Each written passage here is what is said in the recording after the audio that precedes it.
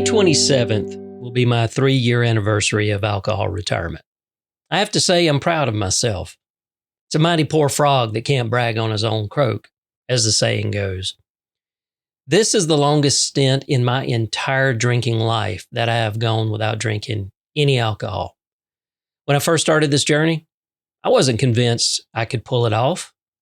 On the day after, aka the hangover day, we tend to make a lot of decisions that, when feeling better, we often chalk up to our weakened state, one in which we'll say and do almost anything to make that pain, that discomfort end. Even the next day, the day after, we will generally look back at our decisions and say, yeah, that's a good decision. However, as the pain and discomfort becomes a distant memory, the allure of the feeling the alcohol provides before it fucks up your world is hard to deny. The number of times I've sworn off drinking only to rationalize just a week later how I could do this, be a bit more in control, and it'll be fine, only to wind up back in the same scenario where I'm wishing for death because of how bad the hangover is, and maybe because I'd rather forget some of the embarrassing bullshit I probably did the night before.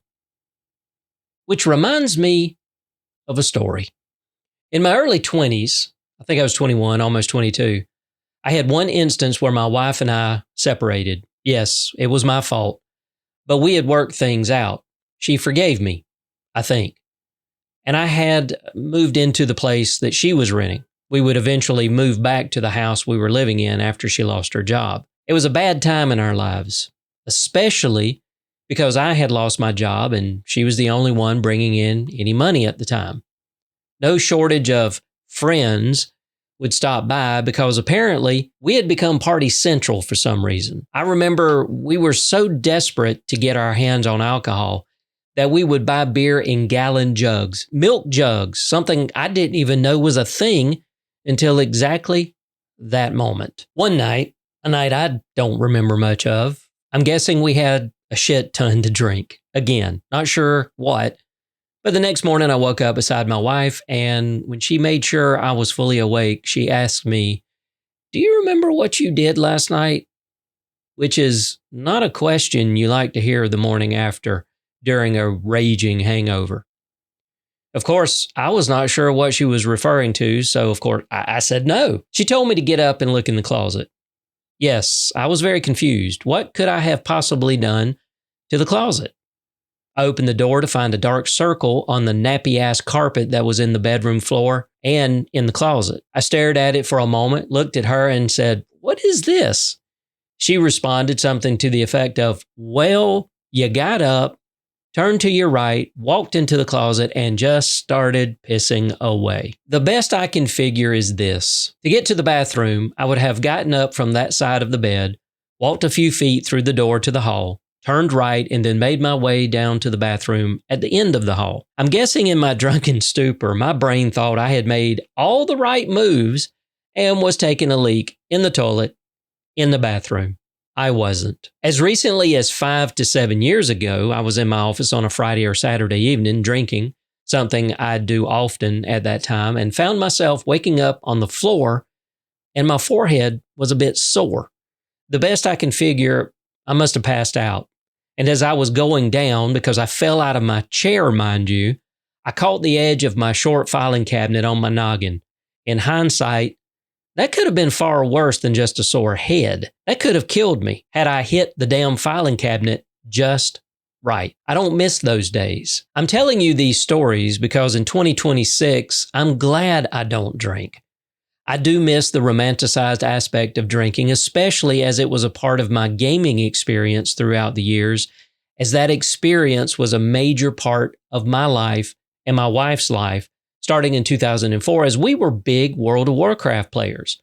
I didn't say we were any good. We hated raids and dungeons, but we figured it cost less to pay a monthly subscription and spend hours at home, all hours of the day, playing the game than going out to eat or bars, etc. And to be fair, we were not bar and club people anyway, especially with 3 small kids at home. I'm glad I don't drink in 2026, even though the last quarter of 2025 and the first quarter of 2026 have been rough professionally. As I mentioned in my previous episode, my financial future has taken a hit as I'm losing a longtime client that made up around 37% of my total income for my small business.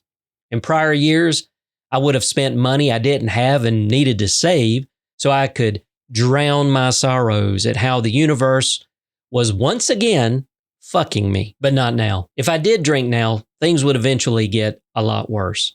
That's how it goes with alcohol or any other type of dependency drug, which, okay, so I'm talking a bit out of school here, as I've never used any drugs other than marijuana once or twice in my entire life.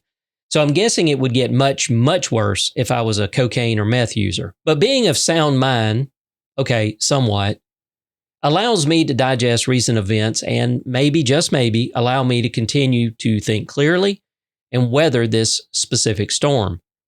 I've had scarier times in my life, but even still, it doesn't make this particular time any less stressful. Trying to run a small business that is your entire family's livelihood and drinking was never a good combination. During COVID, I think a lot of us went down a darker path because, let's face it, we weren't sure if we were going to survive, or if we did, what condition the world would be in. I miss the taste of a good craft beer.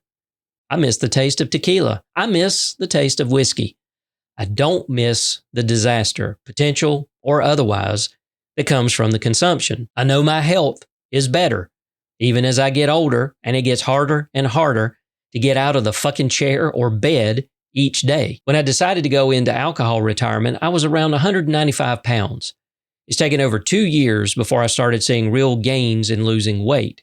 And let me be clear, I haven't really adjusted my diet other than only having one helping of whatever I'm eating, and I don't exercise regularly. So my weight loss is from what little I do work my body, my caloric intake, and the lack of those extra empty calories that come from alcohol. So that's where I'm at as we come to the end of the first quarter of 2026. The state of Donovan, the state of me.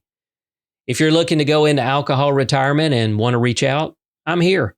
I don't know how much I can help, but you can always email me, don@callmedonovan.com.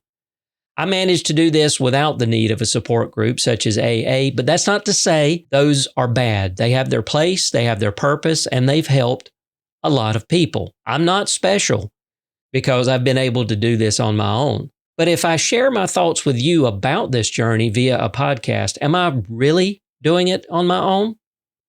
Maybe not. Maybe you are my support group. It's something to think about. Anyway, thank you for taking the time to listen to me ramble on about this alcohol retirement journey and some of my stupid-ass stories of me being a stupid-ass drunk person. I'm sure there are some lessons there, lessons that took me way too long to learn. Again, if you wish to share your journey with me or have any questions, the email is don@callmedonovan.com. Until next time, stay the course, enjoy the journey, and know you're a better person for taking it.